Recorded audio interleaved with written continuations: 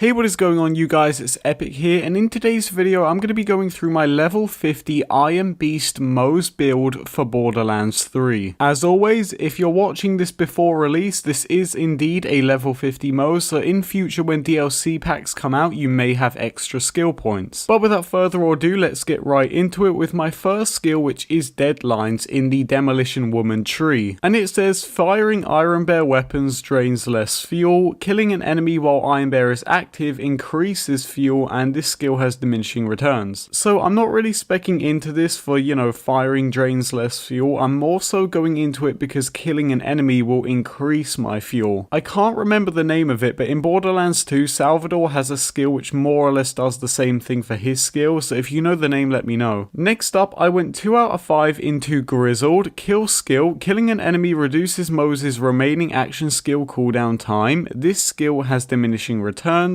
And honestly, I only went into this to advance the tree, so I really don't think it's all that important. But it does have good benefits for, getting your skill back fast. So if you want to spec fully into it, then by all means go ahead. Next up, I went 5 out of 5 in Torque Cross Promotion. All splash damage dealt by Moze has a chance to double in size. So I really don't know how this one's going to work. Whether or not it's going to increase your damage or just be for vanity, I really don't know. But I went 5 out of 5 in the event that it can double your damage too, because that is going to be really important. Next up, I went 5 out of 5 in Stainless Steel Bear. The Iron Bear gains additional armor and increased maximum fuel. I really don't think I need to explain this one. It's really self-explanatory, so go ahead and spec into it. 5 out of 5. Next up, in slot 1, our action skill is the Vanquisher Rocket Pod. The Vanquisher Rocket Pod is a rocket launcher capable of rapid firing volleys of unguided explosive rockets. This is going to be really cool because during raid bosses you're going to be able to just unload rocket after rocket on them at a safe distance, so I think it's going to be really helpful. Moving down, I went 3 out of 3 in Pull the Holy Pin. Moze's grenades have a chance to score a critical hit, which will deal greatly increased damage, and sources of critical hit damage do not affect grenades' critical hits. Not really sure what that last part means. If you know, then be sure to explain it in the comment section, but we have a 30% chance there, so I went 3 out of 3. Next up is Auto Bear, 1 out of 1, a really helpful skill here. After Moze exits the Iron Bear, basically it just goes into autopilot mode for 15 seconds, killing everything in its path. Really awesome, and I mean, it's 1 out of 1, you can't go wrong. So next up, our action skill Augment is Active Tracking. The rocket pod will now fire homing rockets and has increased reload speed. Really nice augment there. There are some other ones that are pretty cool, but I thought this one was overall the best one, so I went with that. And then finally, I went for Vampire, 1 out of 5. Whenever Moze damages an enemy with a thrown grenade, for every enemy hit, she restores a portion of her missing health. You honestly could go 5 out of 5 into this skill and it would be really OP.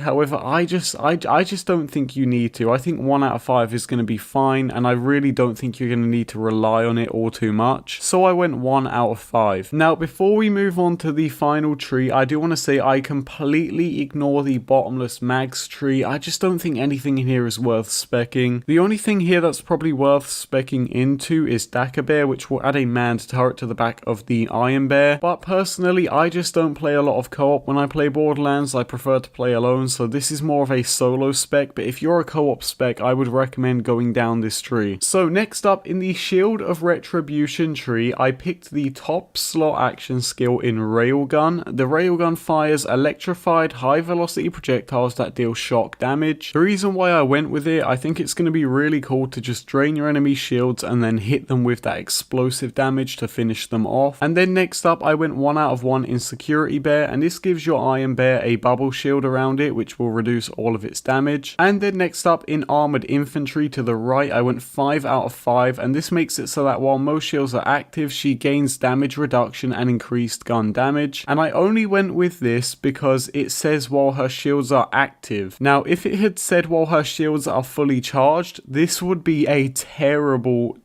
perk. Like, honestly, I would not touch it if that was the case. But it means while her shields are active, and I think Moze is going to be the character where we're going to have really beefy shields, so I think this skill is a must-have. Next up, another really cool must-have skill is Drowning in Brass, and this makes it so that kill skill, killing an enemy grants her a stack of Drowning in Brass, and for each stack, Moze's fire rate is reduced, but gun damage is increased for both her and her allies. Now, I know this is going to really slow down fire rate. It's kind of like an anarchy situation here, but with fire rate. But the reason why I chose it is because if you've got a shotgun on, fire rate means absolutely nothing. If you think of the bushwhacks from Borderlands 2, having fire rate means nothing. But if you've got one of them really powerful shotguns, then this skill is going to be great. And also, if you don't already know, mashers are going to be returning in Borderlands 3. So even you could have a pistol, an AR, anything that just fires a crap ton of damage. So that's why I went 5 out of 5 into that. Next up, I went 5 out of 5 into Vladof Ingenuity. Like I said about beefy shields, this one just doubles on that. Moze's maximum shield is increased and she gains resistance to shock damage. And like I said, guys, wow, she is going to be just running around with a crazy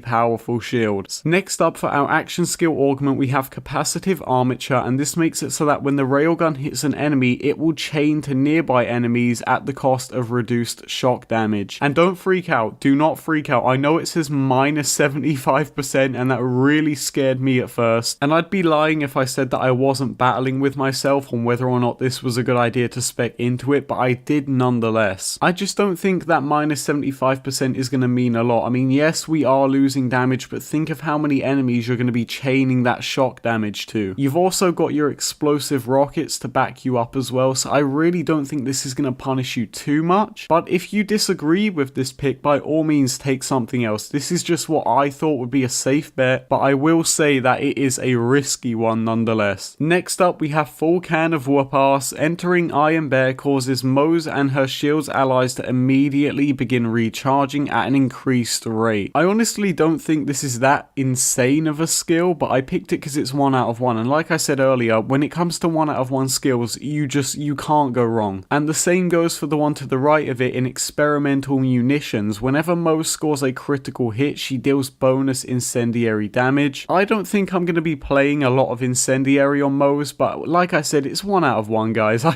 can't complain. Next up, in 3 out of 3 desperate measures, Moze's gun damage is increased depending on how low her health is. The lower her health, the greater the increase, and as you can see, it goes up to 50%. Now, does this mean you should spec your Moze into being dependent on having low health and high shield? Absolutely not. I've just got this here to make sure that if I get on really low health and there's a badass approaching me, I can deal even more damage to try and take him out and save my life. Next up, I have 5 out of 5 in Phalanx Doctrine. Kill skill. After killing an enemy, Moze gains a stack of Phalanx Doctrine. I can't say that word. I cannot say that word. For every stack of Phalanx... It's there again.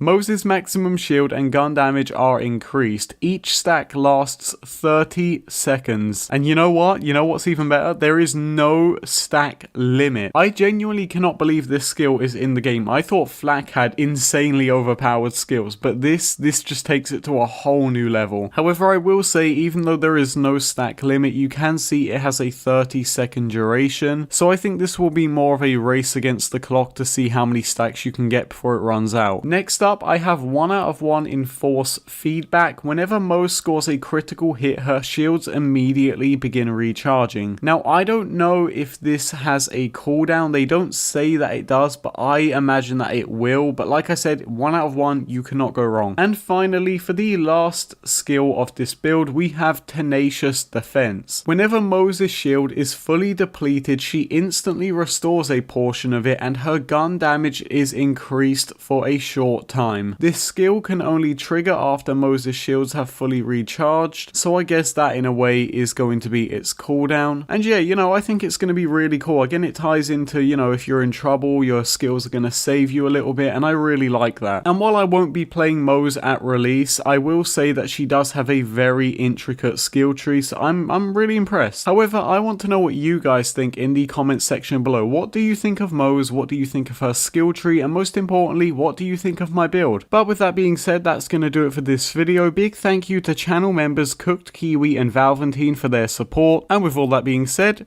thanks for watching and have a nice day.